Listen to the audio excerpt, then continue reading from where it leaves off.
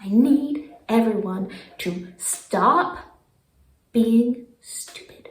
Hi, my name is Hannah. Welcome back to my channel, Savage Reads. I have read a few books that I am excited to talk about, and I'm going to give you another update on my project that I'm working on, mostly because I have not been able to do anything other than this project for the past few weeks.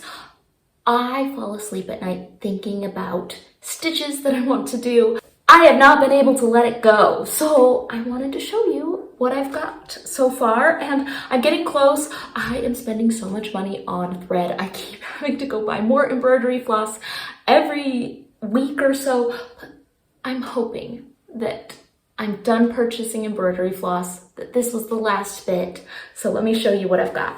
We have the sun, we have the top, I did the fields, filled everything in. I started doing all of this down here. There's a little more over here. It's getting somewhere. It's huge. But it's getting somewhere. I'm really excited about it. I can't wait to finish it and get it hanging up.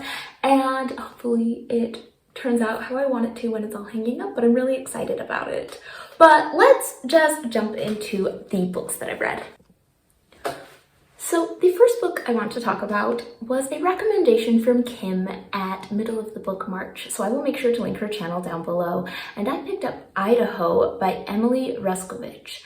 This book is following Jenny, who is married to a man named Wade, and he is going through some early onset dementia. So he's not quite there all the time.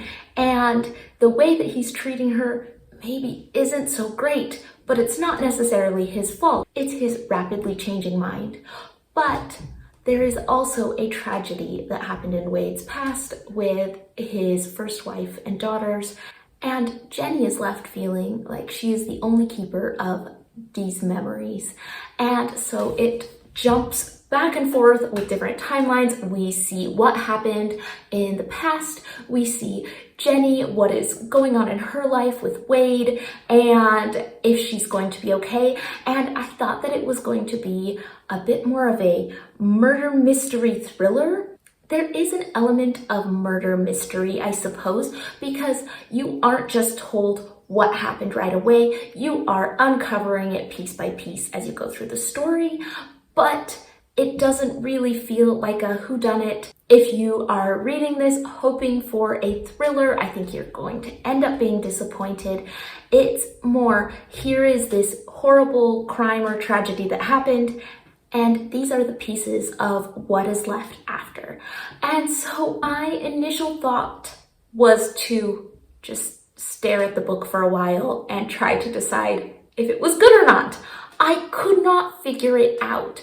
I was sitting on the couch just tearing through pages, needing to know what happened, and then not sure how to feel about it. After thinking about it, I thought, you know what? This is a 5-star book. This is excellent. And then I think about it more and I think, maybe I hated that book. Why did I like it? And then I think about it more and I recommend it. I think that this book ends up being really good because I keep thinking about it. And I think the way that it slowly pulled together the story and how people's lives were affected by it was really amazing, and it had some really beautiful things. There were some very upsetting things in this book that were hard for me to read, and I needed to get to the end, and it didn't fix it for me. I can definitely see people either loving this book or despising it, or doing what I did and just stare at the book thinking, what? For an hour or so after finishing it. I completely forgot to mention how interesting this book was in its discussion of memory and how our memories construct our realities in which we live, and how those memories that we hold are so important in making us who we are. And I think this book had some really interesting thoughts on that, and I would definitely be up for some discussion on that. And so I do think that it was worth picking up, and I'm glad that I've read it. I read the book Lucky Turtle by Bill Rohrbeck, and this is a love story, and there is a girl who is sent to a youth correctional camp, And she ends up falling in love with this stranger who works there and goes off and runs away and creates this life with him. You get the different timelines of her in the future, what has happened with her life, and looking back on this time that she was living in this cabin in the woods, hiding away with this man. I thought that it might be okay at the beginning. I'm like, okay, maybe we're gonna explore the dysfunction of youth correctional camps, or maybe there's going to be something that we're going to get into. But no, instead, she meets some guy that is quite a bit older than her. She's 16, and suddenly they're like, we're married, we're gonna go off together. And I thought that maybe the book would address how wrong that is. And no, it was romantic in this book. What? What was that? How problematic is that? Why wasn't that going to be addressed? And the way that they did it is they said, oh, well, Lucky Turtle, the love interest, he was a simple person and he would never think of things like that. And she's the one who came after. No. I don't care what issues. That just makes it worse. These people had no business getting in a relationship with each other. Yes, the problems that were in the youth camp and the abuses that were taking place there were not good. But that doesn't mean that this relationship was okay and that we were going to look at it as a romantic thing. What is with the adults that were in their lives who were supporting them, who were helping them out in this cabin? This old trusted lady telling them, oh, I just know that you two are married in your souls or whatever. Why? I am just so mad at this book because I had to keep reading because I wanted to know what happened in the end, because I kept thinking that it would be addressed. Like, yeah, that was pretty messed up, wasn't it? And instead it was, oh, all the forces trying to keep them apart, and oh, look at all these prejudices. What was this? Why did I pick this up? I don't know. I'm very upset with it. I just can't figure out how I'm supposed to think that this was a romance where I want everything to turn out okay in the end and blah, blah, blah. No.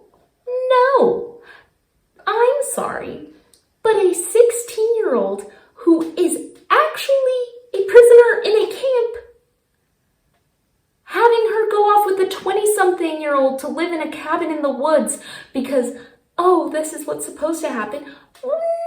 No, wrong. You're wrong. All of it's wrong, and I'm angry at this book. So don't recommend it. I'm mad about this one. I'm sure there was something in there that people liked, but I just was too distracted by the stupid age gap, power imbalance, unhealthy relationships, and why we were supposed to be okay with it. So this next book was a recommendation from Jolene at Bookworm Adventure Girl, and I picked up Midnight at the Bright Ideas Bookstore by Matthew J. Sullivan. This is following our main character, Lydia, who works at a small bookstore, and one of the regular patrons kills himself in the bookstore. And Lydia is the one who stumbles upon him, and she finds sticking out of his pocket a picture of her when she was a young child. And this brings up a whole bunch of things that happened to her as a kid and a really horrible tragedy that she was involved in as a child and a past that she has been trying to run away from. It follows her story, looking back at her past, as well as trying to figure out what messages this bookstore patron had left for her and what was so important for her to figure out. Now, I had a fun time with this. I thought the mystery was good. I liked it. It was one of those mysteries that gave enough clues that you didn't feel blindsided by the ending, but I feel like had enough going on. You didn't predict the ending. You felt like good mystery, solid, I'm happy with this. So I liked all that. I thought the characters were a little bit boring, but my biggest problem was the relationships. I just was angry that she wasn't appreciating the really nice boyfriend that she had, and I thought she didn't treat him very well, and I was kind of upset with some of the events that went around her whole love life and journey throughout the book. Maybe this is just not my week for love stories, but I'm so bugged about it. Make better choices. This was not it. I thought the story itself was fine. I thought the mystery was good. It was fun, but just what is her problem? I get that you have trauma. I get all this. You have a very nice boy. I could not figure out what was going on with the relationships in it, and were we supposed to feel like she had any chemistry with this other character? There were just some things that I did not get at all. I just wanted to yell at her. So that's my problem with it. Other than that, it was a great book. I enjoyed it. I normally say that I don't love romance books because they rely a lot on miscommunication, and what I really want is a book that's about something else that happens to have a romance in it, and then I might find the romance to be really engaging and lovely. And neither of these books did what I wanted them to. Yes, they were about other things, but I don't want these romances. Try again, but be better. So I'm bothered by it. Maybe I'm just being cynical and awful, but not to dissuade you from Midnight at the Bright Ideas bookstore. I think the book was fine. I enjoyed it. I had a good time. I'm just bugged about the romance in general. Anybody who is watching, let me know. What are some good romances that you feel like they actually have some sort of chemistry? It's not unhealthy and weird. It's not just based on miscommunications, the whole plot. Where is that? Because sometimes I read romances and if you have any thoughts on these books or recommendations, please leave them in the comments down below, and I will see you all on the next one. Thanks.